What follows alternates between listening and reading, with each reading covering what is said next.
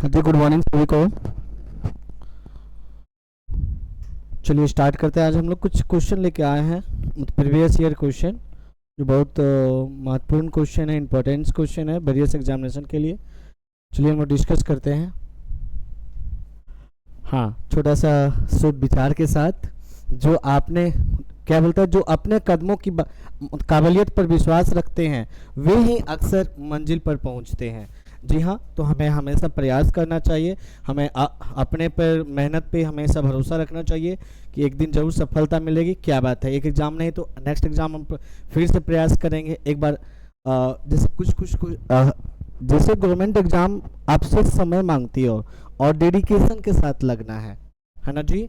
तो हमें अपने मेहनत पर विश्वास करना कि मैंने मेहनत किया, एक बार ना एक बार जरूर सफलता मुझे मिलेगी। चलो स्टार्ट करते हैं हम लोग कुछ क्वेश्चन के साथ। आज साइंस का हम लोग कुछ फिजिक्स, कुछ केमिस्ट्री और कुछ बायो का, तीनों का हम लोग कुछ क्वेश्चन लेके आए हैं। हम लोग देखेंगे उसको, एक्सप्लेनेशन के साथ देखेंगे। थोड़ा सा एक्सप्लेनेशन डिटेल्स होगा, है ना। और हिंदी इंग्लिश में बाइलिंगुअल दोनों पर क्वेश्चन रखा गया है।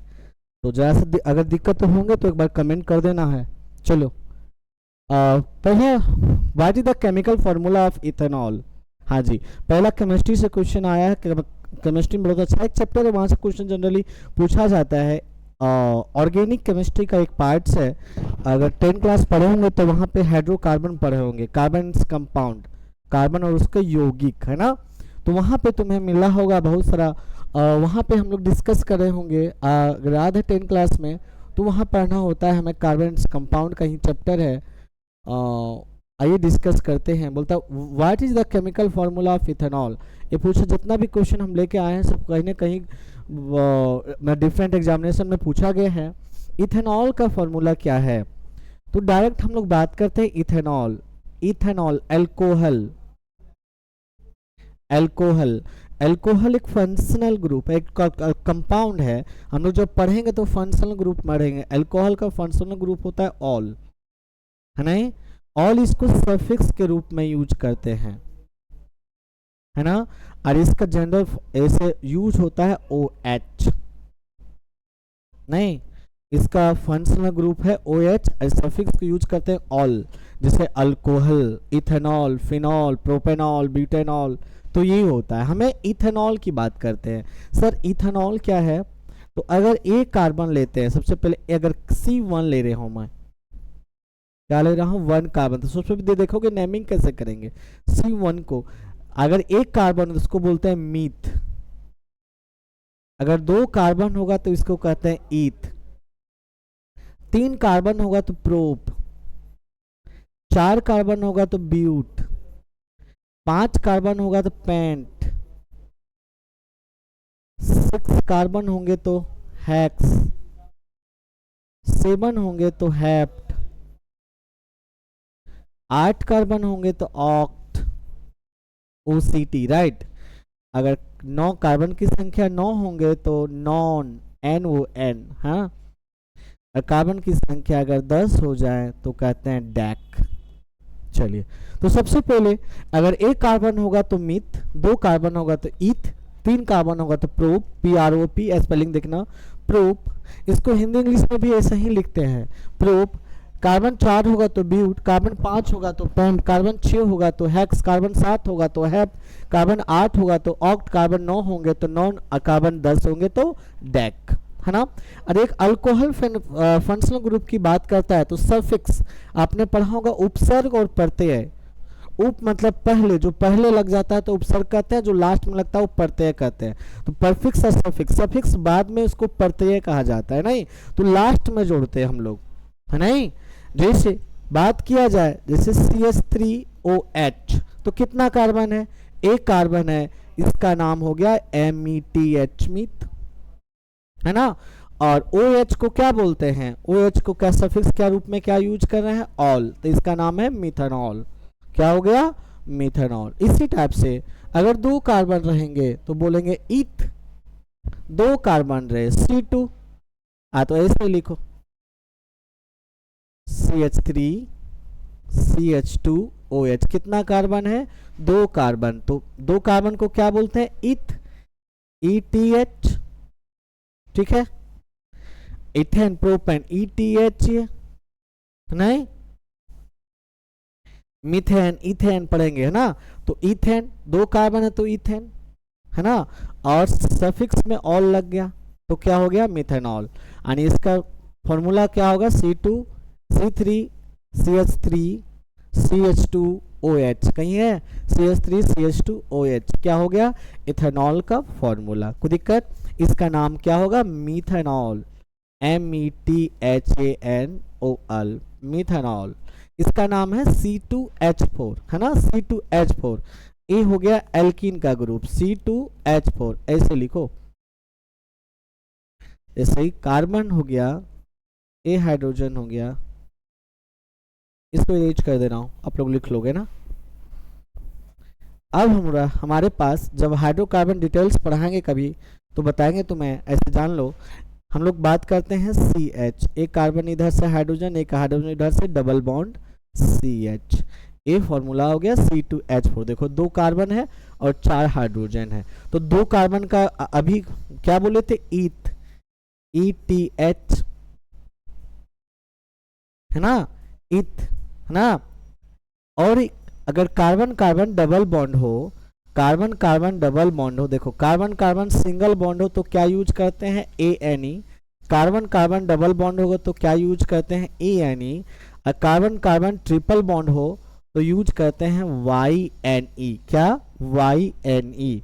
तो देखिए कार्बन कार्बन सिंगल की डबल की ट्रिपल बॉन्ड यूज हुआ है, तो यहाँ पे हम लोग देख रहे हैं सर कि carbon carbon double bond use हुआ है, तो ETH और क्या लगता है ENE, ENE, इसका नाम है इथीन।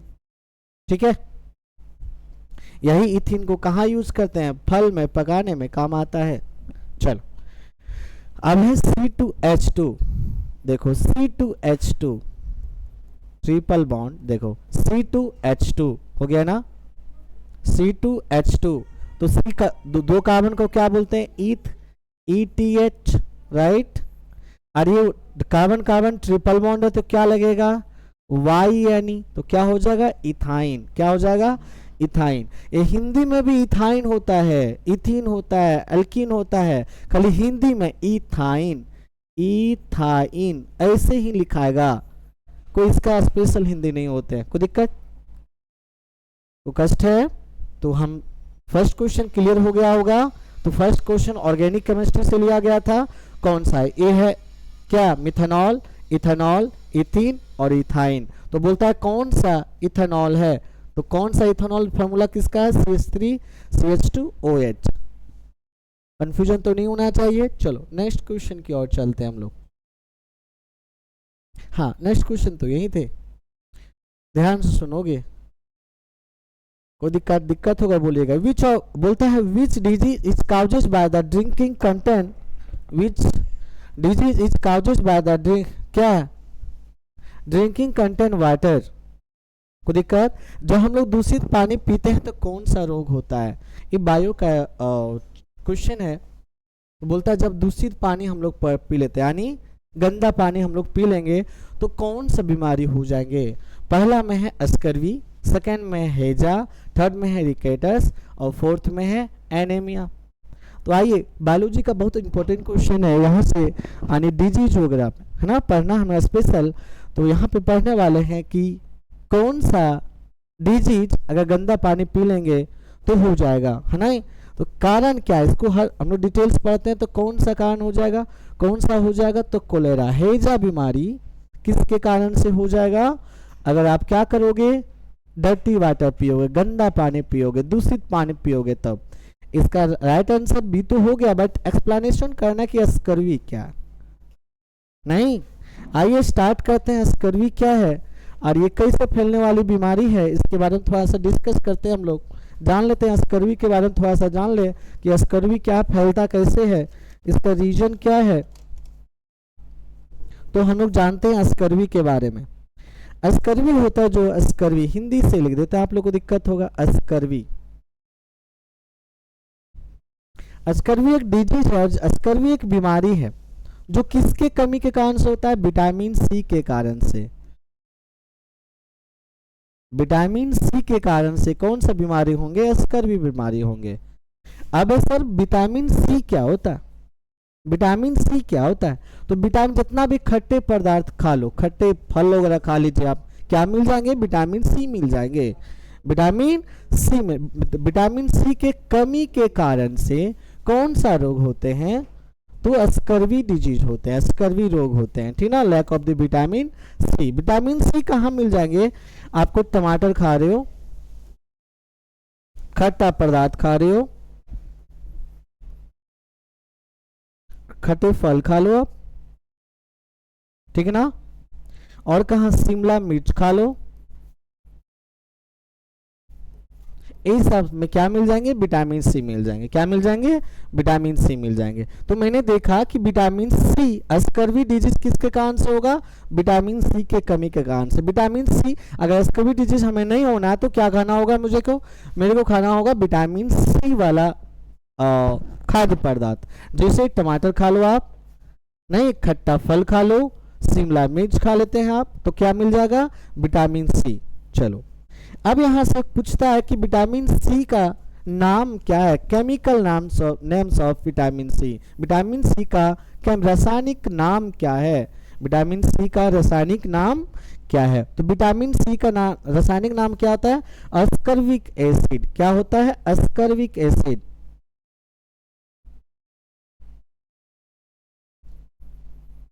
अस्कॉर्बिक एसिड क्या होता है? अस्कॉर्बिक एसिड क्या होता है? विटामिन सी का केमिकल नेम से है अस्कॉर्बिक एसिड। क्या है? अस्कॉर्बिक एसिड क्या है? विटामिन सी का केमिकल नेम है। इसको क्या कहा जाता है? नेचुरल एंटीऑक्सीडेंट कहा जाता है। क्या बोलते हैं? Natural anti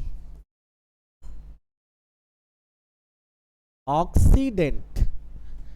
antioxidant, antioxidant, colour change कर ला तो नैन एंटीऑक्सीडेंट। क्या? एंटीऑक्सीडेंट, नेचुरल एंटीऑक्सीडेंट कहा जाता है। किसको? एस्कॉर्बिक एसिड को। मैंने क्या सीखा? एस्कॉर्बिक डिजीज किसके कारण से होगा? विटामिन सी के कमी के कारण से होगा। एस्कॉर्बिक एसिड मतलब एस्कॉर्बिक एसिड किसका नाम है? विटामिन सी का केमिकल नाम से। विटामिन सी किस किस खाद्य पदार्थ में मिल जाएंगे? तो जितना भी खट्टा पदार्थ है, शिमला मिर्च है, टमाटर है, इसमें मिल जाएंगे। कोई दिक्कत?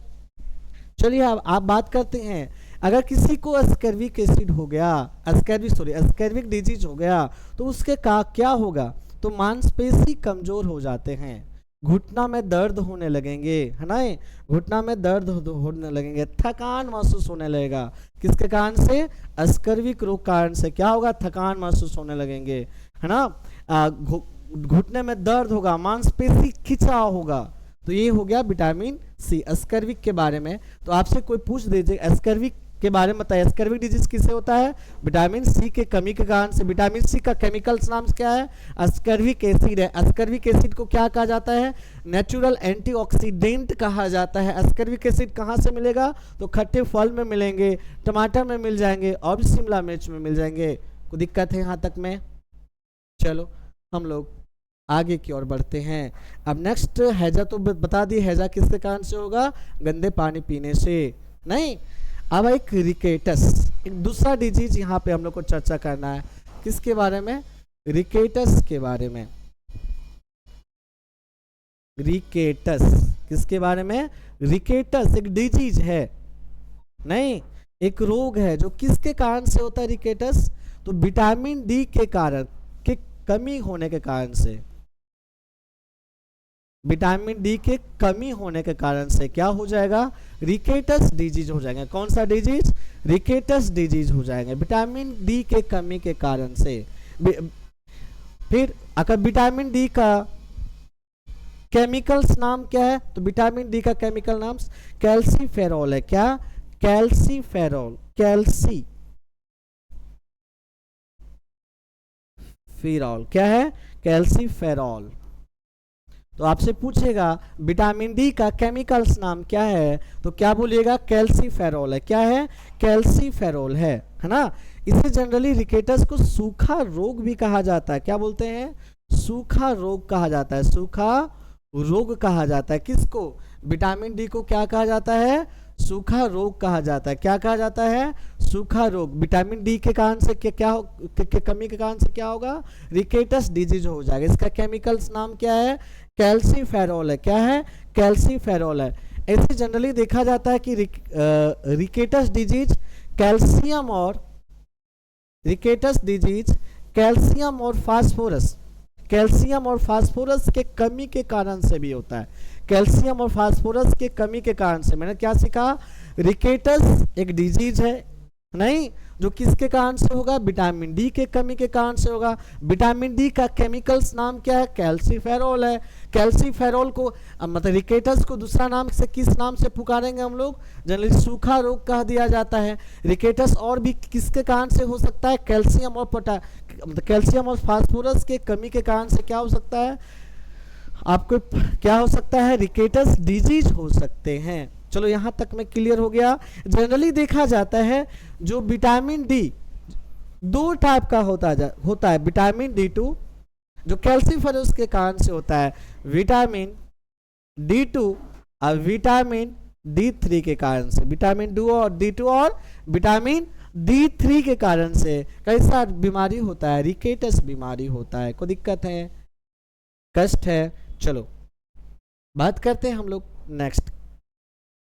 क्या है? एनीमिया। राइट। नेक्स्ट ऑप्शन क्या है? एनीमिया के बारे में चर्चा करते हैं। एनीमिया क्या है? ये भी एक डिजीज है, ये भी एक रोग है। किसको हो जाएगा एनीमिया जी? जो क्या करेगा? आयरन की कारण। लिख लो एनीमिया। एनीमिया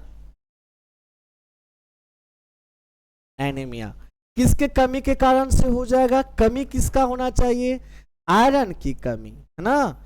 आयरन की कमी के कारण से होना चाहिए। अगर आयरन हमें खाना है पुरजो, तो क्या खाना पड़ेगा? पालक साग वगैरह। पालक साग खा लो, सब्जी खा लो, इस सब से क्या मिल जाएगा तुम्हें? आयरन मिल जाएंगे। ऐसे आयरन काट के खाना नहीं है, ठीक है? आयरन कहाँ से? तो खाद्य पदार्थ से लेना है। कौन सा खाद्य पदार्थ से? तो पालक साग से आयरन मिल जाएगा। अगर आयरन आपके बॉडी में कम है तो क्या हो जाएगा? एनीमिया डिजीज हो सकते हैं। एनीमिया बीमारी हो सकता है आपके अंदर, ठीक है? कहा जाता एनीमिया होने से क्या होता है? हमारे बॉडी में जो ब्लड होता है, कैसा ब्लड WBC और RBC, व्हाइट ब्लड सेल और क्या? और red blood cell. RBC red colour क्यों होता है जी? रेड कलर इसलिए होता है क्योंकि इसमें क्या पाया जाता है? हीमोग्लोबिन पाया जाता है। क्या पाया जाता है? हीमोग्लोबिन पाया जाता है। क्या पाया जाता है इसमें?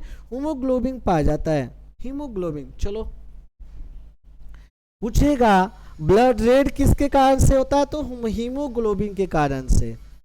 हीमोग्लोबिन, कलर चेंज कर रहा हूं मैं। तो पूछेगा ब्लड जो रेड कलर किसके कारण से होता है? तो हीमोग्लोबिन के कारण से। किसके कारण से? हीमोग्लोबिन के कारण से। हीमोग्लोबिन के कारण से ब्लड कैसा होता है? रेड होता है ना? तो एनीमिया डिजीज अगर किसी बॉडी में हो गया तो हीमोग्लोबिन क्या की मात्रा क्या हो जाएंगे? हीमोग्लोबिन की मात्रा क्या हो जाएंगे? कम हो जाता है। हीमोग्लोबिन की मात्रा कम हो जाता है। तब अगर ब्लड में हीमोग्लोबिन की मात्रा कम हो जाता है तो उस डिजीज को क्या कहा जाता है? एनीमिया। पूछेगा एनीमिया किसके कमी के कारण से होगा? तो आयरन के कमी के कारण से क्या होगा? एनीमिया डिजीज होंगे। आयरन कहाँ मिल जाएंगे? हरा सब्जी, पालक वगैरह में मिल जाएंगे तुम्हें आयरन। उसके बाद ब्लड दो टाइप का होता है, WBC और RBC होता है। RBC रेड कलर के इसलिए दिखता है क्योंकि इसमें क्या पाया जाता है? हीमोग्लोबिन पाया जाता है। अगर किसी को एनीमिया डिजीज हो गया तो किसका कमी हो जाएगा? हीमोग्लोबिन की संख्या में कमी हो जाएगी। हीमोग्लोबिन की संख्या में कमी हो जाएंगे। अब किसी को अगर एनीमिया हो गया तो कैसा लक्षण दिखाई देगा? थकान महसूस होगा। कैसा होगा? थकान महसूस होगा। सांस लेने में तकलीफ होंगे, अच्छे से सांस ले पाएंगे। पता चला सीढ़ी चढ़ने का कहो तो हांफते हांफते सीढ़ी चढ़ रहा है, 10 सीढ़ी नहीं चढ़ पा रहा है। नहीं, इसका मतलब उसे कैसा डिजीज हो गया? एनीमिया डिजीज हो गया। मलेरिया वगैरह जो होता है ना, सो क्या होता है, उसमें हीमोग्लोबिन की मात्रा कम हो जाते हैं, जिसके कारण से थकान महसूस होने लगता है नहीं, हांफने लगते हैं तेजी से। तो ये किसका बात कर रहे थे हम लोग, तो किसके बात कर रहे थे, एनीमिया के बारे में कहते हैं। कहा जाता है एनीमिया में जो होता है सो विटामिन B12 और विटामिन B9 होता है। एनीमिया में जो होता है विटामिन B12 विटामिन B9 की क्या हो जाती है, कमी हो जाती है। तो दिक्कत कहा जाता है आमतौर पर कहा जाए एनीमिया विटामिन डी के कारण, मतलब एनीमिया जो होता है विटामिन बी और विटामिन B12 और विटामिन B9 के कमी हो जाता है। जनरली आमतौर पर ऐसा कहा जाता है। ऐसे पूछेगा एनीमिया किसके कमी के कारण से होता है, तो आयरन की कमी के कारण से होता है। आयरन कहाँ मिलेगा, पालक साग हरा साग सब्जी में। ब्लड में आयरन की मात्रा कमी होने कारण से क्या हो जाता है, एनीमिया डिजीज होता है। ब्लड में आयरन की मात्रा कमी हो जाएगा तो क्या होगा, हीमोग्लोबिन की मात्रा कमी हो जाएगा, क्योंकि हीमोग्लोबिन का फॉर्मेशन किसके कारण से होता है, आयरन से होता है। जब हम लोग चैप्टर को डिटेल्स पढ़ेंगे तो वहां और अच्छे से जानेंगे। ऐसे इतना डिटेल्स काफी है। आई होप तो क्लियर हो गया होगा ये दोनों क्वेश्चन, है ना। चलो हम लोग स्कर्वी देख लिए, विटामिन सी, कोलेरा गंदा पानी पीने से, रिकेटस किस कारण से, रिकेटस डिजीज भी देख लिए, है ना, विटामिन डी के कारण से, और एनीमिया बोलो आयरन की कमी के कारण से। चलिए नेक्स्ट क्वेश्चन पे चलते हैं हम लोग। देखो तो नेक्स्ट क्वेश्चन बनेगा आप लोग से, तो बहुत अच्छा क्वेश्चन है। चलिए बोलता है आंखों के अंदर, ये आंख है, आंख के अंदर के दबाव को मापने के लिए किस उपकरण का प्रयोग किया जाता है। अब यहाँ ये फिजिक्स का क्वेश्चन है, यहाँ पे पढ़ेंगे डिफरेंट टाइप्स ऑफ इंस्ट्रूमेंट, है ना, ऑपरेटर्स, जिसका देखेंगे किस में कहाँ किसका प्रयोग किया जाता है, कौन सा ऑपरेटर्स किसको मेजर करता है। हाँ चलिए बात करता है कि आंख के अंदर दबाव, आंख के अंदर किसी के अंदर कितना दबाव है, इसको मेजर करने के लिए, मापने के लिए कौन सा डिवाइस का, तो कौन सा इंस्ट्रूमेंट का हम लोग यूज करते हैं।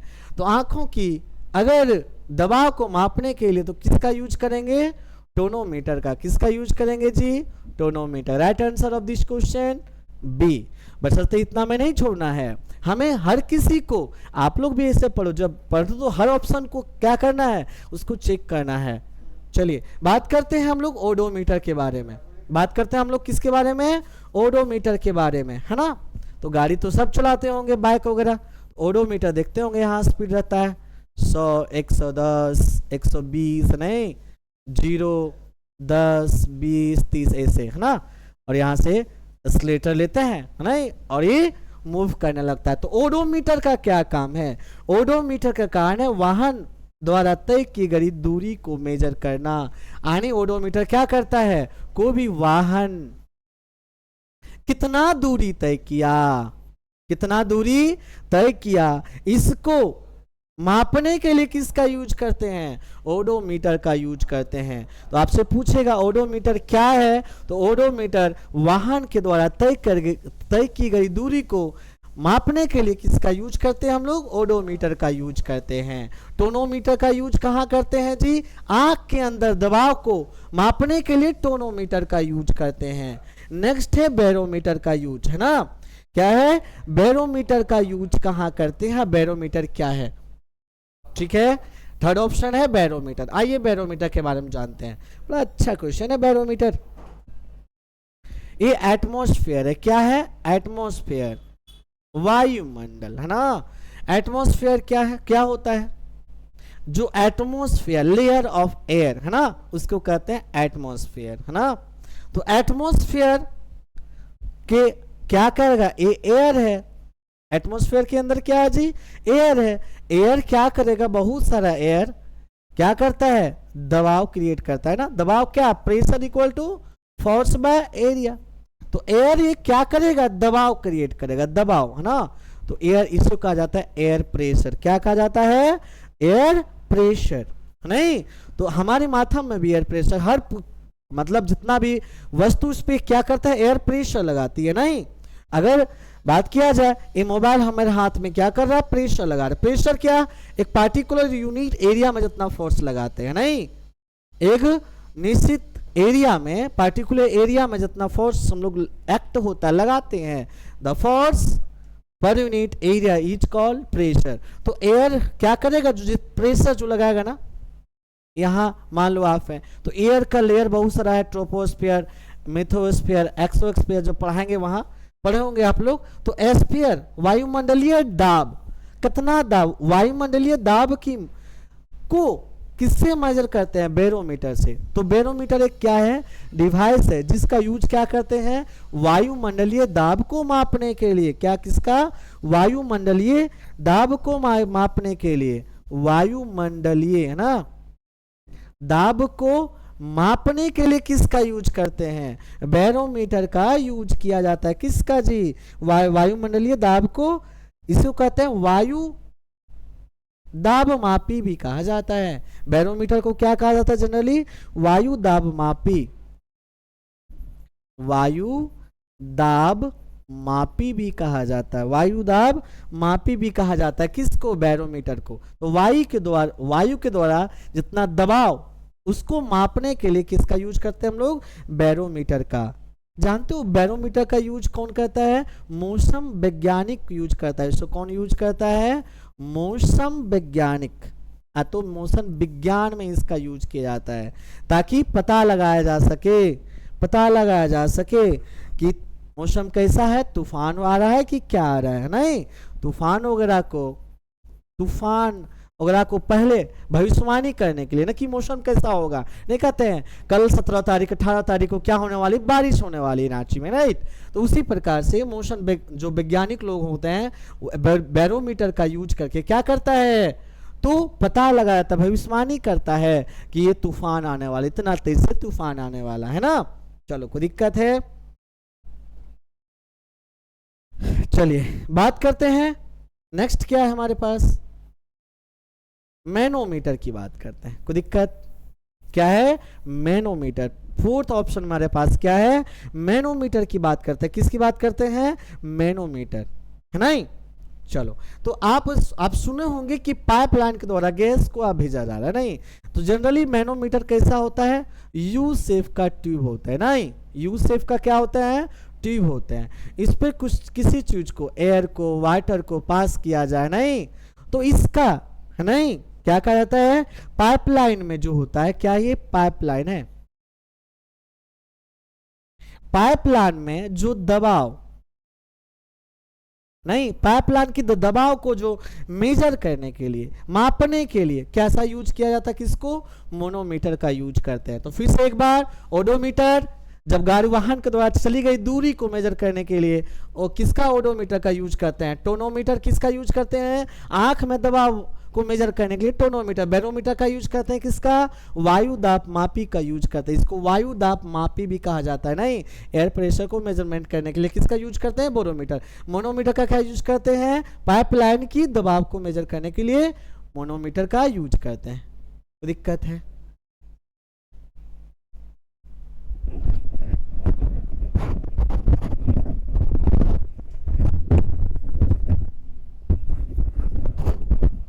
चलिए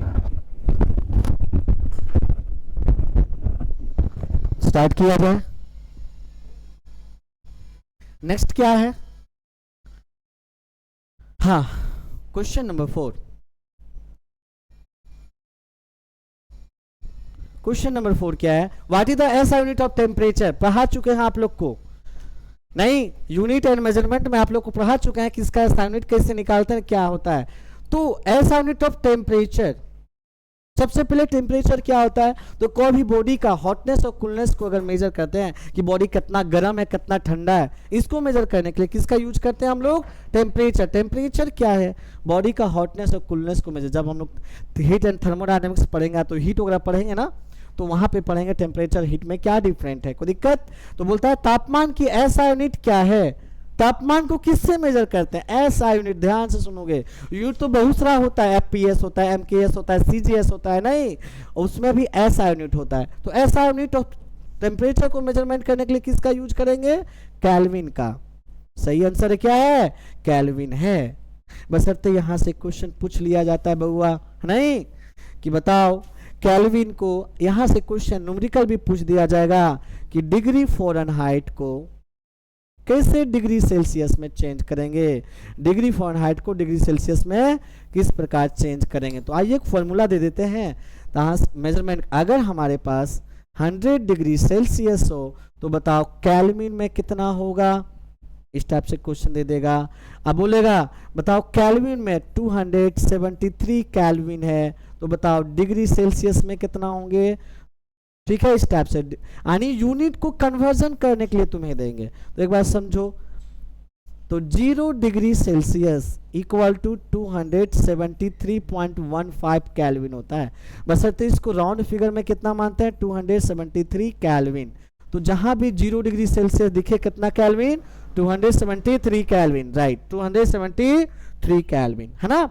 तो बात किया जाए हमारे बॉडी का टेम्परेचर कितना होता है, 37 डिग्री सेल्सियस। तो बताओ केल्विन में कितना होगा। तो सिंपल सी बात है, अगर केल्विन से किस में जाना है तुम्हें, डिग्री सेल्सियस में जाना है, तो कितना प्लस करना होगा, 273 को क्या कर दो, प्लस कर दो।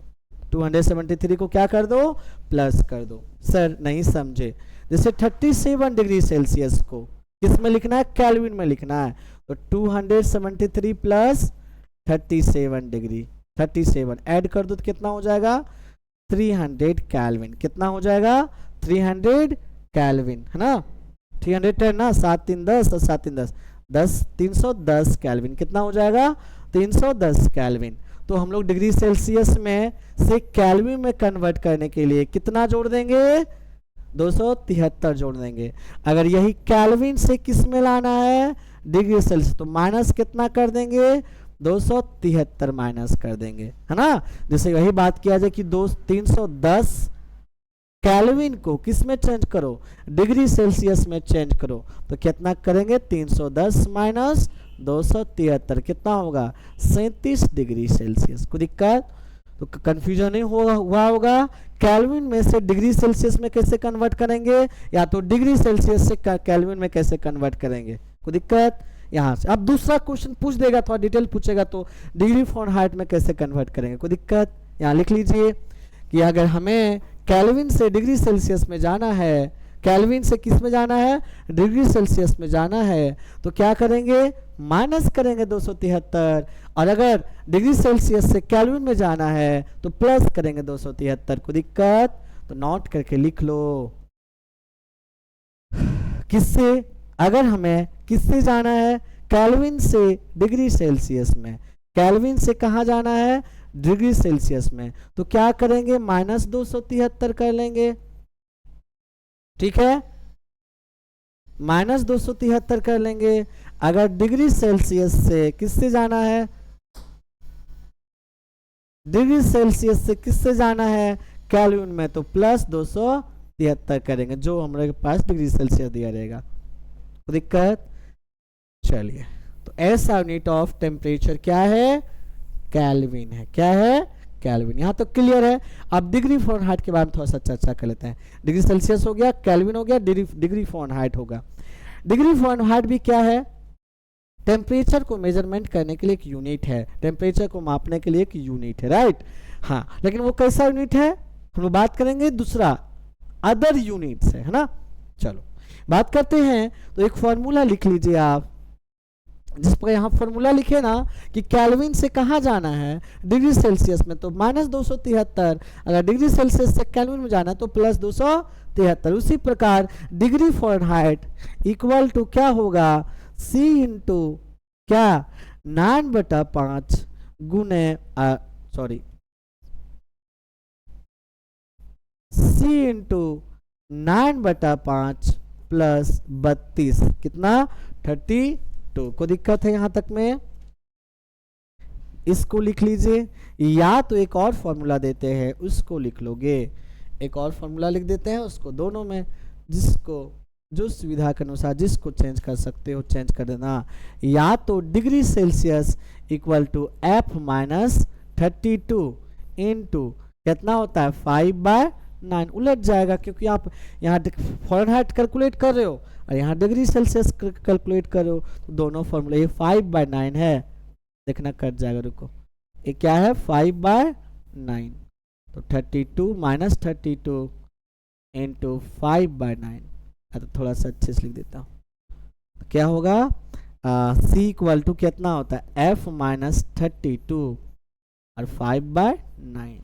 कोई दिक्कत? चलो तो दोनों फार्मूला लिख लीजिए, अब जिसमें जो यूज करोगे उसको यूज कर लेना, कोई दिक्कत? तो यहाँ पे इसको क्या है, रैंकाइन कोई चीज़ नहीं है, है ना। तो आज हम लोग पढ़ लिए फ़ारेनहाइट क्या होता है, तो डिग्री सेल्सियस। हाँ, अगर बात किया जाए फ़ारेनहाइट के बारे में तो पढ़े होंगे 100 डिग्री सेल्सियस इक्वल 212 क्या होता है, डिग्री फ़ारेनहाइट होता है।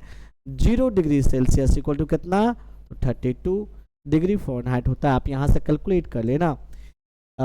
तो आई होप कि आप समझ गए होंगे कि डिग्री सेल्सियस को किस प्रकार फ़ारेनहाइट में, केल्विन में चेंज कर सकते हैं। किसी भी एक यूनिट दे दिया जाएगा तो दूसरे में कैसे कन्वर्ट किया जा सकता है। यहाँ से क्वेश्चन तुम्हें एनी हाउ रहता है न्यूमेरिकल में, कोई दिक्कत है? चलो नेक्स्ट क्वेश्चन की ओर चलते हैं हम लोग। चलिए, हाँ चलो, मिल्क ऑफ मैग्नीशिया। हाँ, आने वाला है लगन की बात, नहीं लगन में आओगे तो आप खाली पार्टी मिलना चाहिए, नहीं रगड़ के खा लो, कोई बात नहीं। हाँ, पेट अपना है, खाना तो किसी और का है ना जी, तो ध्यान से सुनो इधर। हाँ, बात करते हैं हम लोग किसके बारे में, बात करते हैं हम लोग, बोलता है मिल्क ऑफ मैग्नीशिया में कौन सा क्षार उपस्थित होता है, यानी which base are present in the milk of magnesia. हाँ, खाना ज्यादा खा लिए, एसिडिटी हो गया माई, है ना, क्या हो गया, एसिडिटी हो गया, तो उसके लिए क्या यूज करोगे, मिल्क ऑफ मैग्नीशिया। क्या यूज करोगे जी, मिल्क ऑफ मैग्नीशिया यूज करोगे। क्या हो गया, अगर एसिडिटी हो गया तो कोई दिक्कत, मिल्क ऑफ मैग्नीशिया। बात करते हैं मिल्क ऑफ मैग्नीशिया में कैसे लिखना, दिखा आपको लिखना से फॉर्मूला कैसे ड्राइव होता है। मैग्नीशियम और ऑक्साइड की आयन से मिलके बने हैं, मैग्नीशियम और ऑक्साइड की आयन से मिलके बनते होते क्या, मिल्क ऑफ मैग्नीशिया। नहीं, मैग्नीशियम का होता है +2 और OH का होता है -1। इसको क्रॉस मल्टीप्लिकेशन करोगे तो कितना हो गया, Mg इंटू 1, माइनस प्लस मतलब ध्यान देने देना, Mg इंटू 1 Mg और OH इंटू 2, तो MgOH का होल ट्वाइस। तो ये फॉर्मूला किसका हो गया, मिल्क ऑफ मैग्नीशिया का। क्या हो गया, मिल्क ऑफ मैग्नीशिया। इसको कहते हैं मैग्नीशियम हाइड्रोक्साइड। क्या बोलते हैं, मैग्नीशियम हाइड्रोक्साइड। क्या, मैग्नीशियम हाइड्रोक्साइड, है ना, मैग्नीशियम हाइड्रोक्साइड। तो बोलता है अरे कैसा है, हाइड्रोक्साइड है, अरे बेस है, ऑक्साइड है। मिल्क ऑफ मैग्नीशिया का पीएच वैल्यू कितना होता है पता है, पीएच वैल्यू 10.5 होता है। चलो अभी थोड़ा सा डिटेल्स हम लोग चलते हैं इसका। मिल्क ऑफ मैग्नीशिया का पीएच वैल्यू कितना होता है, 10.5 होता है। तो पीएच वैल्यू क्या है जी, पीएच वैल्यू का स्केल है ना, जो इसका डिस्कवर किया किसने किया, रोएंटजेन ने किया। किसने किया, रोएंटजेन ने किया। किसका, पीएच स्केल का डिस्कवर किसने किया, रोएंटजेन ने किया। एक पीएच स्केल है लिख लो आराम से, मैं रेज कर रहा हूं ना। पीएच स्केल मतलब एक स्केल है, मेजर करते हो ना, इस केस में 0 से 14 तक लिखा होता है। कहां से, 0 से 14 तक लिखा होता है। बीच कितना होता है, 7। अगर बीच 7 होता है इसको कहते हैं न्यूट्रल। क्या बोलते हैं, न्यूट्रल।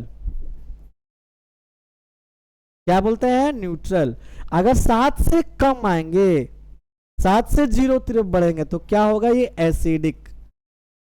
क्या होगा, एसिडिक, है ना। आज 7 से 14 की तरफ जाएंगे तो क्या होगा, बेसिक, अम्ल और क्षार। यानी 7 से कम किसी का पीएच वैल्यू तो वह कैसा होगा, अम्ल होगा, है नहीं। 7 से अधिक किसी का पीएच वैल्यू तो कैसा होगा, क्षार होगा।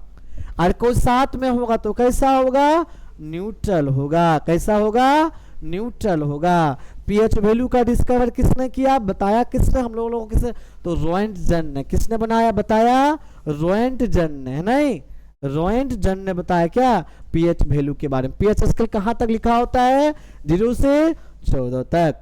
अगर 7 से कम में आओ तो एसिडिक करैक्टर बढ़ते ही जाएगा। यानी सबसे ज्यादा एसिडिक कहां होंगे, अरे 0 तरफ वाला। सबसे ज्यादा बेसिक कौन होंगे, कौन, 14 तरफ वाला। कोई दिक्कत, तो सबसे कम आप एसिड बेस पढ़ाएंगे तो वहां बताएंगे भी वीक एसिड वीक बेस होता है, नहीं स्ट्रॉन्ग एसिड स्ट्रॉन्ग बेस होता है। कोई दिक्कत कष्ट है? चलो, तो मिल्क ऑफ मैग्नीशियम में कौन सा बेस है? हे भगवान, बोलो मिल्क ऑफ मैग्नीशियम में कौन सा क्षार है? तो क्या मैग्नीशियम हाइड्रोक्साइड है, मैग्नीशियम हाइड्रोक्साइड है। इसका पीएच वैल्यू कितना होता है? 10.5 होता है।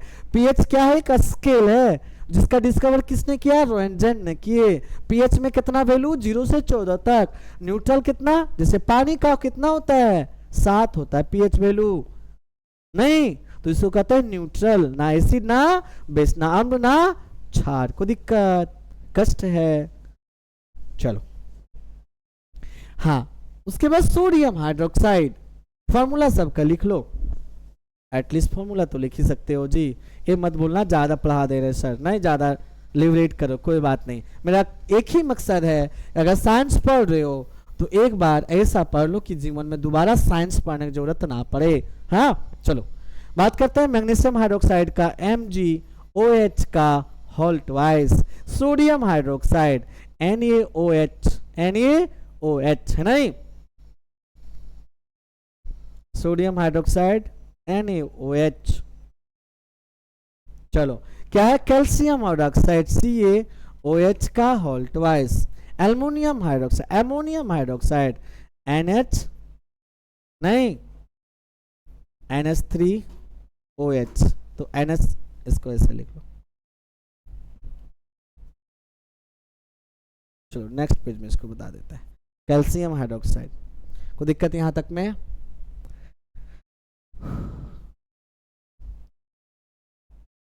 चलिए, चलो अब तो मजा आने वाला कुछ। चलो, मिल्क ऑफ मैग्नीशिया, अच्छा मिल्क ऑफ मैग्नीशिया कहीं, चलिए अच्छा क्वेश्चन है, देखो नेक्स्ट क्वेश्चन बनाइए। वाहनों के पीछे, वाहनों के पीछे कौन है बताओ? नहीं, वाहनों के पीछे कौन है? वाहनों के पीछे कौन है ना जी? वाहनों के पीछे कौन है ना? चलो ध्यान दो, वाहनों के पीछे दृश्य को देखने के लिए किस दर्पण का प्रयोग किया जाता है? चलो, ये फिजिक्स का चैप्टर है, लाइट में पढ़ाएंगे आप लोग को। तो दर्पण, दर्पण जनरली जो मिरर होते हैं सो 2 टाइप का होता है। मिरर कितना टाइप का होता है? 2 टाइप का, ध्यान से सुनो। प्लेन मिरर, सर पर समतल दर्पण है ना, और एक दूसरा क्या होता है? स्फेरिकल मिरर, स्फेरिकल मिरर नहीं, प्लेन मिरर दूसरा क्या कौन होता है? स्फेरिकल मिरर, जो गोलीय दर्पण है ना, समतल दर्पण और गोलीय दर्पण, समतल दर्पण और गोलीय दर्पण है ना जी, समतल दर्पण और गोलीय दर्पण। देख नहीं पा रहे हो, ये जो शीशा देख रहे हैं वो कैसा है? समतल दर्पण है। कैसा है? समतल दर्पण। देखो मोबाइल से हम देख रहे हैं, ये कैसा है? समतल दर्पण है, नहीं दिख रहा है, तो दिक्कत। अब बात करते हैं समतल दर्पण और गोली, स्फेरिकल मिरर क्या होता है? समतल दर्पण, स्फेरिकल मिरर। चलो अब इसको हम लोग को डिफाइन करना है, किसको? स्फेरिकल मिरर को। किसको हमको पढ़ना है? स्फेरिकल मिरर के बारे में जानना है। तो ये क्या हो गया? Spherical mirror. कैसा हो गया? स्फेरिकल मिरर को क्या कर दो? बीच में से इक्वल पार्ट में डिवाइड कर दो। स्फेरिकल मिरर को डिवाइड कर दो, एक प्रकार ऐसा मिलेगा, इस प्रकार का ऐसा मिलेगा, 2 टाइप का मिलेगा। एक को पॉलिश, पॉलिश मतलब बाहर से रंग दो, और एक को अंदर से रंग दो। नहीं, एक को बाहर से कलर कर दो, एक को अंदर से कलर कर दो। केव मतलब होता है गुफा, आपने नाम सुनोगा केव। केव मतलब होता है गुफा। क्या होता है? गुफा। गुफा ये है, तो गुफा को बाहर से क्या करते हैं हम लोग? पॉलिश करके रखते हैं ना, कितना सुंदर गुफा है, नहीं? तो गुफा को बाहर से पॉलिश, अगर बाहर से कोई सरफेस को पॉलिश कर दे रहा है तो इसको क्या बोलेंगे? Concave mirror. और दूसरा क्या होगा? कॉनकेव मिरर, और दूसरा कॉन्वेक्स मिरर। तो पूछेगा कि गोलीय दर्पण कितना टाइप का होता है? तो 2 टाइप का, कॉनकेव और कॉन्वेक्स। इसका होता है कॉनकेव, कॉनकेव का होता है अवतल, है ना, अवतल, अवतल, और उसका होता है किसका, उत्तल। क्या होगा, उत्तल, अवतल, अव मतलब उठा हुआ, नहीं तल कैसा होगा, उठा हुआ होगा। अवतल दर्पण जब हम लोग पढ़ाएंगे लाइट तो उसमें डेमोन्स्ट्रेटर के बताने, प्रैक्टिकल करके कोशिश करेंगे कुछ बेटर इंस्ट्रूमेंट लाए ताकि आप लोगों को बताए उससे ना। तो कैसा, स्फेरिकल मिरर दो टाइप का, कॉनकेव और कॉन्वेक्स। कोई दिक्कत, जिसका सरफेस बाहर से कलर हुआ तो पॉलिश हो वो क्या होगा, कॉनकेव होगा, और उसका अपोजिट जिसका अंदर से होगा वो कॉन्वेक्स होगा। कोई दिक्कत। अब इसका यूजेज पढ़ना, किसका कहाँ पे यूज होता है, कोई दिक्कत। तो एक बार यूज से जानने से पहले हम लोग जान लेते हैं दोनों का प्रॉपर्टीज क्या है। हाँ, दोनों का प्रॉपर्टीज क्या है। तो बताओ, अगर बाहर से कोई भी सरफेस को पॉलिश करते हैं तो कैसा मिरर, कॉनकेव मिरर। कैसा मिरर, कॉनकेव। बताएंगे, रे डायग्राम बनाने ही आपको डिटेल्स, उतना डिटेल्स नहीं बताएंगे, पता चला आधा घंटा इसी में लग जाएगा, घंटा नहीं। तो कॉनकेव मिरर बात करते हैं डायरेक्टली हम लोग। कॉनकेव मिरर में जो इमेज बनता है, जो जनरली इमेज बनता है वो क्या क्या होगा, कोई भी इमेज बनेगा वो आप पीछे की बनेगा तो कैसा बनता है, यहां इमेज बनता कैसा, वर्चुअल बनेगा। बोलो कैसा इमेज बनेगा। चलिए ये थोड़ा सा डेमो देख लो एक बार, उसके बाद इस पे हम लोग आज बात करते हैं। चलिए, ये है कॉन्वेक्स मिरर। क्या है, कॉन्वेक्स मिरर। कॉन्वेक्स मिरर में इमेज सीधा बनता है, छोटा बनता है। कॉन्वेक्स में इमेज कैसा बनेगा, यानी दर्पण में कोई भी कैसा, कौन उत्तल दर्पण ना, इसको उत्तल ही ना बोलेंगे। हाँ जी, थोड़ा हिंदी कमजोर है ना। उत्तल दर्पण, ये कैसा है, उत्तल दर्पण। उत्तल दर्पण में जो इमेज बनेगा, यानी जो प्रतिबिंब बनेगा, सो प्रतिबिंब सीधा बनेगा, नहीं वास्तविक बनेगा, और दूसरा छोटा बनेगा। वास्तविक बनेगा और छोटा बनेगा। तो गाड़ी चलाते हैं, बैक वगैरह में देखते हैं, रियर व्यू करने के लिए हम लोग दिखा देता है कितना सारा गाड़ी दिखा। अगर 500 भी गाड़ी हो तो यहाँ दिख जाएगा आपको शीशा में ढेर सब। यानी ये इमेज को क्या करके देता है, सीधा देता है, छोटा बनाता है। इमेज को कैसा देगा, सीधा देगा और छोटा बनाएगा। अगर इमेज को बड़ा बनाता तो पता चला एक शीशा में एक ही इमेज आ रहा है, एक ही गाड़ी आ रहा है। यहाँ तो 1 2 3 4 5 इतना ऑब्जेक्ट दिख रहा है ना, तो दिखता नहीं। इसलिए हम लोग रियर व्यू के फॉर्म में, यानी बाहर देखने के लिए, है ना, रियर व्यू देखने के लिए कि बाहर से क्या क्या आ रहा है, इसको देखने के लिए किसका यूज करते हैं, कॉन्वेक्स मिरर। कॉन्वेक्स मिरर का प्रॉपर्टीज क्या, गुण क्या है कि इमेज को सीधा बनाएगा। तो इमेज को एक सीधा बनाएगा और छोटा बनाएगा, इमेज को सीधा और छोटा बनाएगा, है ना। अगर इमेज इतना बड़ा दिख रहा है, ट्रक है, तो उसको छोटा बना के तुमको पेश करेगा। इसीलिए हम लोग यूज करते हैं किसको, रियर व्यू में। किसका यूज करते हैं, रियर व्यू में यूज करते हैं किसको, कॉन्वेक्स, किसको, कॉन्वेक्स मिरर को। ट्रैफिक लाइट में यूज करते हैं किसको, कॉन्वेक्स मिरर को, ताकि ये इमेज को छोटा बनाए। और बहुत पीछे बहुत सारा ट्रैफिक लगा हुआ ना, तो इमेज को छोटा बनाए और सीधा बनाए, ताकि हम देख सके कि कोई भी गाड़ी कहाँ है, हम आगे अच्छे से चला सके। तो इसलिए कहा जाता है रियर व्यू में किसका यूज करते हैं, पीछे देखने के लिए तो कॉन्वेक्स का यूज करते हैं। किसका यूज करते हैं, कॉन्वेक्स, यानी उत्तल लेंस का यूज करते हैं। किसका यूज करते हैं जी, उत्तल लेंस का। तो कौन सा ऑप्शन सही होगा, सी सही होगा। जब रे डायग्राम बनाएंगे तो और डिटेल्स हम लोग समझेंगे। तो ये सब कैसा लेंस है, कैसा मिरर है, सॉरी कैसा मिरर है, उत्तल मिरर। कैसा मिरर है, उत्तल मिरर। कहाँ यूज करें उत्तल मिरर को, क्यों यूज करेंगे हम लोग रियर व्यू में, गाड़ी के हेड मतलब पीछे देखने के लिए, क्योंकि ये इमेज को, यह ऑब्जेक्ट को जो मेरे इमेज बना रहा है वो इमेज को छोटा बनाता है और सीधा बनाता है, छोटा और सीधा बनाता है। कोई दिक्कत है, इसीलिए हम लोग यूज करते हैं। दिक्कत, ताकि एक लार्ज एरिया कवर हो सके और जो जो ऑब्जेक्ट सही में है उसको दिखा दे कि कैसा इसका शेप है, छोटा गाड़ी आ रहा है कि बड़ा गाड़ी। तो आपसे पूछेगा रियर व्यू में पीछे देखने के लिए किसका यूज करते हैं, तो कॉन्वेक्स मिरर का। आइए कॉनकेव मिरर का यूज कहाँ करते हैं। कॉनकेव मिरर को यूज कहाँ करते हैं, डॉक्टर डेंटिस्ट, है ना, यानी दांत वगैरह को देखने के लिए, दांत में कीड़ा वाला तो नहीं पड़ गया है, अच्छे से ब्रश कर रहे हो कि नहीं, तो उसके लिए यूज के क्या करते हैं हम लोग, कॉनकेव मिरर का यूज करते हैं। मेकअप वगैरह वाह नहीं कहा जाता है मेकअप वगैरह में यूज करने के लिए। और क्या करने के लिए, मेकअप वगैरह में जो हम लोग बाल वगैरह झाड़ते हैं ना, वो हो गया, तो उसमें कौन सा मिरर का यूज करेंगे? कॉनकेव मिरर का। क्यों यूज करेंगे? या ऑब्जेक्ट को कैसा बनाता है? ऑब्जेक्ट को जैसा साइज है वैसे ही बनाएगा, प्लेन मिरर का है नहीं। तो ये ऑब्जेक्ट को बड़ा बनाता है। ऑब्जेक्ट को कैसा दिखाता है? बड़ा करके दिखाता है, ऑब्जेक्ट को बड़ा करके दिखाएगा। तो क्या लाइट हाउस में यूज करते हैं, टेलीस्कोप में यूज करते हैं, डेंटिस्ट में यूज करते हैं, किसका? तो कॉन्वेक्स, किसका? कॉनकेव मिरर का। कोई दिक्कत? हम लोग पढ़ लिए कॉनकेव का यूज कहाँ करेंगे और कॉन्वेक्स का यूज कहाँ करेंगे। कॉन्वेक्स का यूज, कॉन्वेक्स मिरर क्या करता है? ऑब्जेक्ट को क्या करता है? छोटा और सीधा बनाएगा, छोटा और सीधा बनाएगा। ये ऑब्जेक्ट को बड़ा बनाएगा, है ना, ऑब्जेक्ट को बड़ा। इसलिए टेलीस्कोप में यूज करते हैं, डेंटिस्ट का यूज करते हैं, मेकअप के यूज करते हैं इसको। कोई दिक्कत है यहाँ तक में? कोई दिक्कत? चलो, प्लेन मिरर क्या है? प्लेन मिरर का कैरेक्टरिस्टिक्स थोड़ा जान ही लो। जब चर्चा कर ही रहे हैं तो क्यों ना चर्चा कर ले हम लोग थोड़ा सा अच्छे से। एक प्लेन मिरर है, तो प्लेन मिरर का प्रॉपर्टी क्या है? एक छोटुआ क्या कर रहा है? बाल जा रहा है। छोटुआ यहाँ से यहाँ अगर 2 मीटर पे है तो इसका इमेज भी यहाँ जो बनेगा तो कैसा बनेगा? 2 मीटर पे। अगर इसका हाइट कितना है? 5 मीटर हाइट है, तो छोटुआ का भी हाइट कितना होगा? 5 मीटर। यानी एक कैसा मिरर है? तो समतल दर्पण है, समतल दर्पण। तो समतल दर्पण का प्रॉपर्टी क्या होता है?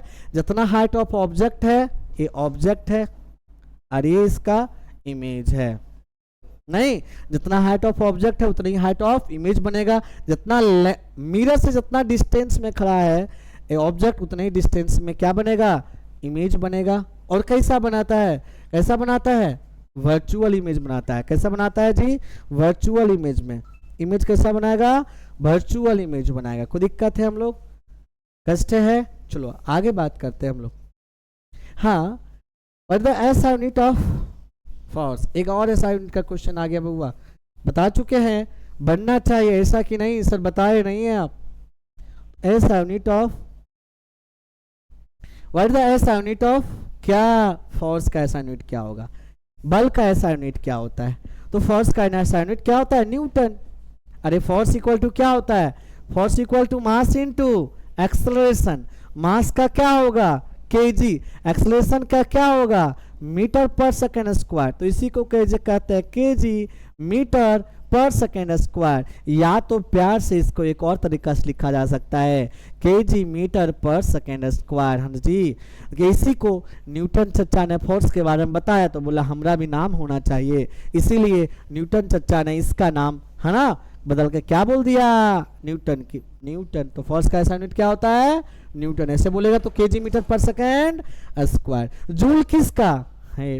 कितना जूल एनर्जी है भाई तेरा? किसका यूनिट? तो एनर्जी का यूनिट क्या है? जूल। एनर्जी का यूनिट क्या है? जूल। प्रेशर का यूनिट है पास्कल। प्रेशर, प्रेशर का यूनिट दाब ना, अभी पढ़ा रहे थे दाब। दाब का यूनिट है क्या? पास्कल। वाट किसका है? तो वाट, क्या वाट? वाट किसका यूनिट है? तो वाट किसका यूनिट है? पावर का। इसका पावर का यूनिट वाट। फॉर्मूला लिखो, पावर इक्वल टू क्या होता है? वर्क पर यूनिट टाइम, है ना। फॉर्मूला लिख दे रहे हैं, लिख लो इतना। तो न्यूटन किसका यूनिट है? फोर्स का। जूल किसका यूनिट है? एनर्जी का। पास्कल किसका यूनिट है? प्रेशर का। वाट किसका यूनिट है? ओए, वाट किसका यूनिट है? तो पावर का। कोई दिक्कत? सभी का फॉर्मूला एक बार जितना अच्छी जो आया है उसका फॉर्मूला हम लोग एक बार लिख लेते हैं। क्या हो गया भाई तुम्हारा? चलो एक बार सभी को का फॉर्मूला लिख लेते हैं ताकि दिक्कत ना हो। चलो, फोर्स का फॉर्मूला हम लोग अभी जाने हैं कि फोर्स इक्वल टू क्या होता है? Mass into acceleration, F equal to M A पढ़ेंगे, है ना, न्यूटन लॉ ऑफ मोशन में ना। इसका यूनिट क्या होता है? न्यूटन। ठीक है, और भी यूनिट क्या होता है? पढ़े, केजी मीटर पर सेकेंड स्क्वायर, है ना। Joule, energy. Energy equal to क्या होता है? एनर्जी बहुत टाइप का, काइनेटिक एनर्जी, पोटेंशियल है, मैग्नेटिक आगे पढ़ने वाले हम लोग। तो एनर्जी का यूनिट क्या होता है? जूल। एनर्जी का यूनिट क्या होता है? जूल। कोई दिक्कत? चलो नेक्स्ट है पास्कल। नेक्स्ट क्या है, पास्कल। तो पास्कल किसका यूनिट है जी, प्रेशर का। प्रेशर क्या होता है, फोर्स बाय एरिया, फोर्स का न्यूटन, एरिया का मीटर स्क्वायर, न्यूटन पर मीटर स्क्वायर, न्यूटन पर meter square, newton meter square, ऐसे लिख सकते, एक मिनट, न्यूटन मीटर स्क्वायर ऐसे लिख सकते हो, या तो न्यूटन पर मीटर स्क्वायर, है ना। इसी को बोलते हैं न्यूटन पर मीटर स्क्वायर। प्रेशर के बारे में किसने बताया था, पास्कल चचा ने, इसके लिए इसका नाम पर क्या पा जाता है, पास्कल। ठीक है। अब है वाट, पावर, हाई पावर तो बना के दिखाओ, यानी कोई भी कितना काम कितना मिनट टाइम में कर सकता है। तो वाट वर्क का क्या होता है, पढ़ाएंगे। इसका वर्क का यूनिट क्या है, वर्क इक्वल टू क्या होता है जी, पढ़ लो। वर्क इक्वल टू होता है force into displacement, work equal to क्या होता है, फोर्स इनटू डिस्प्लेसमेंट। तो वर्क का यूनिट क्या होता है, जूल, जूल बाय सेकेंड। तो जूल पर सेकेंड को ही क्या कहते हैं, वाट। कोई दिक्कत, सभी का एक्सप्लेनेशन आपने कर लिया, कोई दिक्कत नहीं होना चाहिए, है ना। तो हम लोग पढ़ लिए फोर्स, है ना, एनर्जी, प्रेशर, पावर, है ना, पी फॉर पावर लिख लो, ठीक है। हाँ चलिए आगे की बातें हम लोग ये पढ़ा चुके हैं, ये भी पढ़ा चुके हैं। आइए, what is the causes of twinkling star, है ना, तारों को टिमटिमाने का क्या कारण है, पढ़ते होंगे बचपन में, ट्विंकल ट्विंकल लिटिल स्टार, नहीं।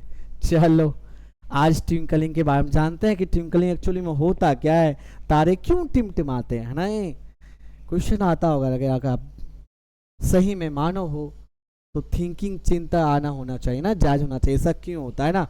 ऐसा भी हम लोग साइंस पढ़ रहे हैं, साइंस का मतलब ही होता है सेंस, सोचना है भैया तारे क्यों टिमटिमाते हैं, तारे टिमटिमाने का कारण क्या है। तो इसमें चारों पढ़ना हम लोग को थोड़ा सा डिटेल्स जान ले, थोड़ा थोड़ा पढ़ जाए, ज़्यादा डिटेल्स नहीं जानेंगे ना, अपने आप में एक नया चैप्टर भी है ना, तो बहुत समय लगेगा। रिफ्लेक्शन ऑफ लाइट पढ़े होंगे, अगर कोई लाइट एक सतह पे टकरा करके अगर पुनः वापस चल जाती है तो इस घटना को क्या कहते हैं, रिफ्लेक्शन ऑफ लाइट। क्या कहते हैं, प्रकाश का परावर्तन। ये होता है इंसिडेंट रे, एक होता है नॉर्मल रे, एक होता है angle of incident, angle of reflected, है ना। कोई दिक्कत, तो इस फेनोमिना को, इस घटना को क्या कहते हैं, रिफ्लेक्शन ऑफ लाइट, है ना। जैसे रिफ्लेक्शन ऑफ लाइट का कारण से आप हमको देख रहे हो, हम आपको देख रहे हैं, नहीं, हम कोई भी वस्तु को हम देख सकते हैं, काहे, किसके कारण से, तो रिफ्लेक्शन ऑफ लाइट कारण से। रिफ्लेक्शन ऑफ लाइट क्या होता है, प्रकाश का जब प्रकाश किसी भी सतह से टकरा करके क्या पुनः वापस मुड़ जाती है तो उसे क्या कहा जाता है, प्रकाश का परावर्तन कहा जाता है। कोई दिक्कत, रिफ्लेक्शन ऑफ लाइट पढ़ाएंगे। रिफ्लेक्शन ऑफ लाइट दो टाइप का, नहीं, मेनली है angle of incidence equal to angle of reflected, है ना। और कहा जाता है incident ray, reflected ray and normal ray lies on the same point of the plane, इसी को कहते हैं लॉ ऑफ रिफ्लेक्शन। जब हम लोग लाइट चैप्टर पढ़ाएंगे तो वहाँ डिटेल जानेंगे। दूसरा है रिफ्लेक्शन ऑफ लाइट, किसको कहते हैं, आपने देखा होगा क्लास 8 में पढ़ना होता ना, ये कोई ग्लास है ना जी, नहीं, इसमें पानी डाली, छड़ी डाल दिए हैं, पानी डाल दिए हैं तो छड़ी क्या हो जाती है, कैसा लगता है, थोड़ा सा छड़ी मुड़ गई। या तो आप पढ़े होंगे एक ग्लास लो, है नहीं, उस पे कार्डबोर्ड का एक सिक्का लो, कार्डबोर्ड डालो, कार्डबोर्ड को मारो, सिक्का यहाँ डूब जाएगा, है ना जी, और सिक्का उठा हुआ नजर आएगा, कैसा उठा हुआ होगा, सिक्का थोड़ा सा उठा नजर आएगा, नहीं, छड़ी टेढ़ी नजर आएगी, सिक्का उठा नजर आएगा। यानी पानी जो एक्चुअल डेप्थ है, एक्चुअल हाइट अगर है, एक्चुअल हाइट से थोड़ा सा ऊपर लगेगा, एक्चुअल हाइट से थोड़ा सा क्या होगा, एक्चुअल हाइट से थोड़ा सा अपवर्ड डायरेक्शन में दिखाई देगा, एक्चुअल हाइट से थोड़ा सा क्या होगा, एक्चुअल अपवर्ड डायरेक्शन में। ये क्या होता है, जब प्रकाश एक माध्यम से दूसरी माध्यम में जाती है, जब प्रकाश एक माध्यम से दूसरी माध्यम में जाती है, ये मान लो एयर था, क्या था जी, ये एयर, और ये है क्या, वाटर, या तो ग्लास को भी दूसरे, जब लाइट एक माध्यम से दूसरी माध्यम में जाती है तो वह विलंब की ओर, नॉर्मल की ओर मुड़ती है ना। और जब आपका डेंसर से रेयर की हो जाती है तो विलंब से दूर मुड़ती है। एक्चुअली जाना चाहिए था इसको इससे, लेकिन जा रहा है इसको, इस घटना को, है ना। अगर प्रकाश एक माध्यम से दूसरी माध्यम में अगर जाती है, गमन करती है, तो क्या है, वास्तविक डायरेक्शन से क्या होता है, मुड़ जाती है। इस घटना को क्या कहते हैं, रिफ्रैक्शन ऑफ लाइट। क्या कहते हैं, रिफ्रैक्शन ऑफ लाइट। तो रिफ्रैक्शन ऑफ लाइट के कारण से क्या, तारा टिमटिमाता है। रिफ्रैक्शन ऑफ लाइट के कारण से क्या होगा, तारा टिमटिमाती है। दिक्कत है, रिफ्लेक्शन ऑफ लाइट के कारण से तारा क्या करती है, टिमटिमाती है। कोई दिक्कत है। चलो नेक्स्ट है dispersion of light. Dispersion of light क्या है, जब कोई प्रिज्म से, है ना, एक वाइट लाइट को पास करवाते हैं, तो प्रिज्म क्या करता है, इस वाइट लाइट को 7 कलर में डिवाइड कर देता है। 7 कलर में डिवाइड कर, इसी घटना को क्या कहते हैं, स्प्लिटिंग ऑफ लाइट या तो डिस्पर्सन ऑफ लाइट। नेक्स्ट है diffraction of light. Diffraction of light क्या होगा, जब लाइट का डायरेक्शन क्या होगा, मूवमेंट करने लगेगा। लाइट का डायरेक्शन क्या होगा, मूवमेंट करने लगेगा। तो आई होप बोलता है तारे टिमटिमाता क्यों, तो क्या, किसके, प्रकाश के अपवर्तन के कारण से। इसको और डिटेल जब चैप्टर में जानेंगे तो उसमें जानेंगे। थोड़ा सा इसको समझने के लिए इसको देखो, तो ये हो गया रिफ्लेक्शन ऑफ लाइट, ये हो गया रिफ्लेक्शन ऑफ लाइट, है ना जी। और ये होगा डिस्पर्सन। देखो नहीं, आई होप की समझ में आया होगा। यहाँ देखो छड़ी क्या टेढ़ी नजर आ रही है, क्योंकि लाइट एयर मीडियम से डेयर से, यानी एक मीडियम से दूसरी मीडियम में जा रही है। लाइट एक ही मीडियम में टकरा करके वापस आ रही है, एक ही मीडियम में टकरा करके वापस आ रही है। इसका मतलब ये क्या है, ओहो, चलो चलें, है ना, लाइट यहाँ टकरा करके वापस आ रही है एक ही मीडियम में, तो कैसा हो गया ये, रिफ्लेक्शन ऑफ लाइट। कैसा हो गया, लाइट यहाँ एक मीडियम से दूसरी मीडियम में जा रही है, तो क्या कर रही है, बेंड कर रही है ना। कोई दिक्कत, ये लाइट क्या होता है, इसका पाथ चेंज हो रहा है। लाइट क्या हो, पाथ इसका चेंज हो रहा है। कोई दिक्कत, कष्ट परेशानी होना नहीं चाहिए, नहीं, साइंस के मतलब दोबारा नहीं पढ़ना, एक बार पढ़ लो।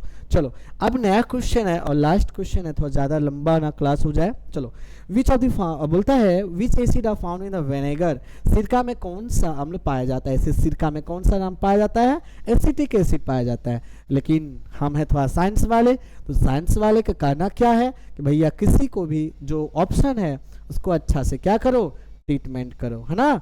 इसका आंसर ऐसे भी क्या हो जाएगा, एसिटिक एसिड। लेकिन हम लोग चारों को थोड़ा सा डिटेल्स पढ़ना है, कोई दिक्कत। चलिए चारों के लिए मैं अलग अलग स्लाइड बनाया हूं। देखो आइए बात करते हैं किसके बारे में, पहला साइट्रिक एसिड के बारे में। किसके बारे में, साइट्रिक एसिड। तो पहला क्वेश्चन पूछता है साइट्रिक एसिड का सोर्स क्या है। हाँ डन, हाँ बस लास्ट क्वेश्चन, साइट्रिक एसिड का सोर्स क्या है, कहां से मिलेगा साइट्रिक एसिड जी, अरे नींबू खा लो, नींबू खाने से क्या मिल जाएगा तुम्हें, साइट्रिक एसिड मिलेगा। नहीं तो इस टाइप का आता है, आप कहीं मेडिकल दुकान में जाकर के ले सकते हो साइट्रिक एसिड। को दिक्कत, बोलता है साइट्रिक एसिड नींबू, संतरा, नहीं, अंगूर, है ना, इस सब में मिलता है, टमाटर, इस सब में मिलेगा। साइट्रिक एसिड के बारे में कुछ और बातें हम लोग कर लेते हैं। साइट्रिक एसिड एक दुर्बल एसिड, जब हम लोग पढ़ेंगे एसिड के बारे में तो कैसा अम्ल, दो टाइप का, स्ट्रॉन्ग और वीक, है ना। दुर्बल एसिड और स्ट्रॉन्ग एसिड दो टाइप का होता है ना। तो कैसा है, वीक एसिड। ऑर्गेनिक एसिड कैसा है, ऑर्गेनिक एसिड, है ना, पढ़ेंगे ऑर्गेनिक एसिड सब कैसा है, सब वीक एसिड होते हैं। कोई दिक्कत, तो साइट्रिक एसिड का एक दुर्बल कार्बनिक, है ना, कार्बनिक अम्ल है। नींबू में के रस में 6 से 7% तक साइट्रिक एसिड होता है। साइट्रिक एसिड शर्करा के किण्वन के भी तैयार किया था, सरकार ने किण्वन मेथड पढ़ाएंगे। किण्वन मेथड क्या है, साइट्रिक एसिड विटामिन सी का अच्छा स्रोत है। पहला क्वेश्चन याद करो, है ना, विटामिन सी बताए थे संतरा में पाया जाता है। कोई दिक्कत, विटामिन सी का नाम एस्कॉर्बिक एसिड। कोई दिक्कत, चलो विटामिन सी का अच्छा स्रोत है। साइट्रिक एसिड की वजह से खट्टे फल बताए थे। साइट्रिक एसिड कहाँ मिलेगा, विटामिन सी कहाँ मिलेगा, जितना भी खट्टा फल है। कोई दिक्कत, आई होप कि समझ में आ गया होगा साइट्रिक एसिड के बारे में। आइए सेकेंड बात करते हैं, बड़ा टेक्निकल वर्ड हम लोग आने वाले हैं, समझेंगे। ये बायो का चैप्टर है, बात करते हैं क्या, लैक्टिक एसिड के बारे में। किसका, लैक्टिक एसिड का फॉर्मूला होता है CH3, लिख देते हैं। थोड़ा सा आप लोग को हो सकता है ये बॉन्ड लाइन फॉर्मूला में लिखा गया है, नहीं, बॉन्ड लाइन फॉर्मूला मतलब आदमी है लेकिन दिखाई नहीं देगा, मतलब बॉन्ड लाइन फॉर्मूला में कार दिखाई नहीं देगा तुम्हें, तो क्या ये CH3 हाँ हाँ, क्या ये CH3, एक मिनट बउआ, CH3 OH, नहीं, सी CH3OH है ना। चलो, यहाँ 2 कार्बन तो एक तो यहाँ H हो जाएगा, C O और OH, तो CH3O CH3, इसको लिखिएगा प्यार से, क्या लिख सकते हैं, CH3 CHOH और COOH, इस प्रकार का लिख सकते हैं।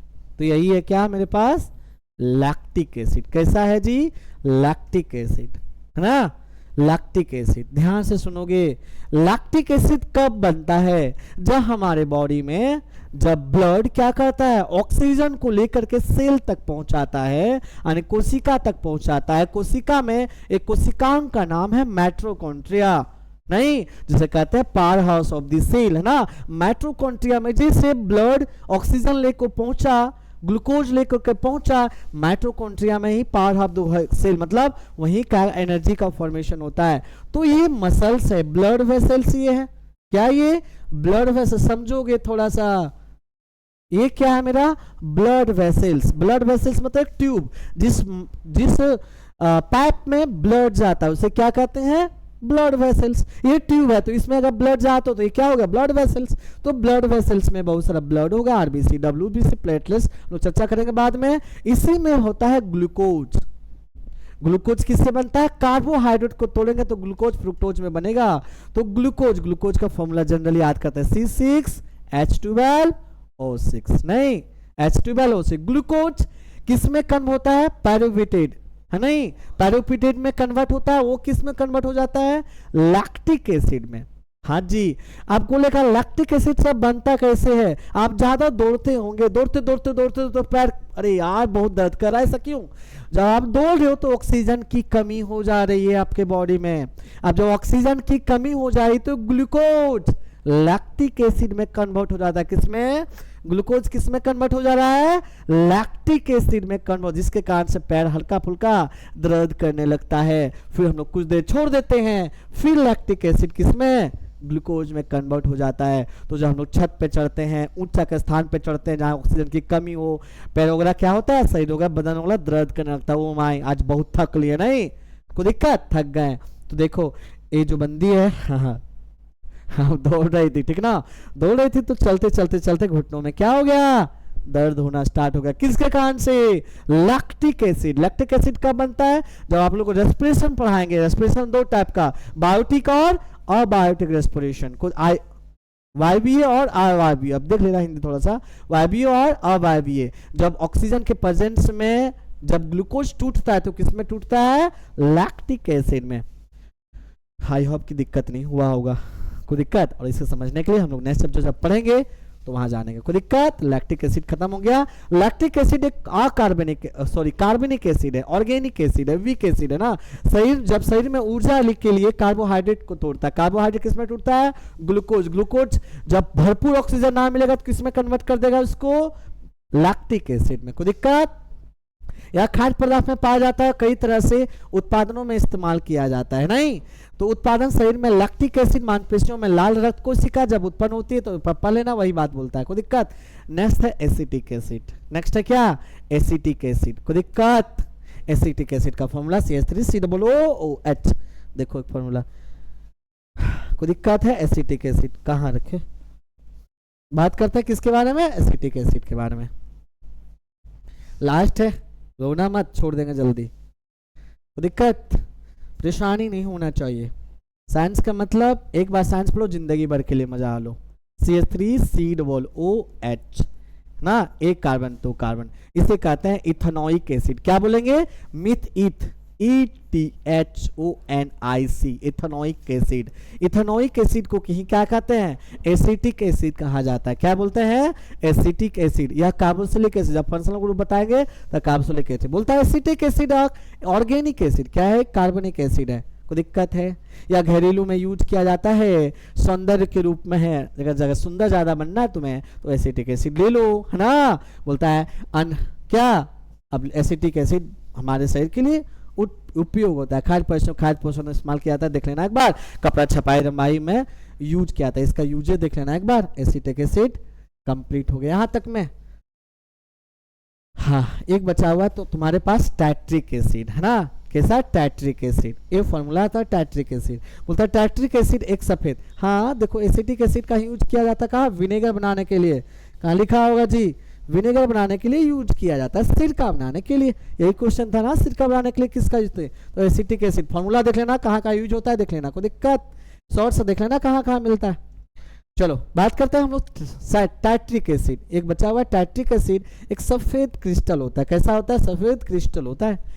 एक फलों में पाया जाता है, विशेष रूप में अंगूर में ज्यादा मिलता है। देखो अंगूर, आज अंगूर खा लो, गुच्छा नहीं, चलो अंगूर के फॉर्म ज्यादा मिलता है। इसका गुण को देखना, वाटर में सोलुबल है ना, अत्यधिक घुलनशील होता है, स्वाद क्या होता है, तीखा उपयुक्त साइट्रिक एसिड वगैरह देख लेना एक बार, इसका यूज है।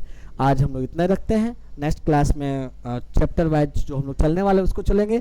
आज थोड़ा सा सेशन था कि प्रैक्टिस कर लेते हैं, देखते हैं कैसा है, नहीं कोई दिक्कत होगा तो और डिटेल्स हम लोग अगर कमेंट करना, और डिटेल्स चाहिए तो और डिटेल्स बताएंगे, है ना।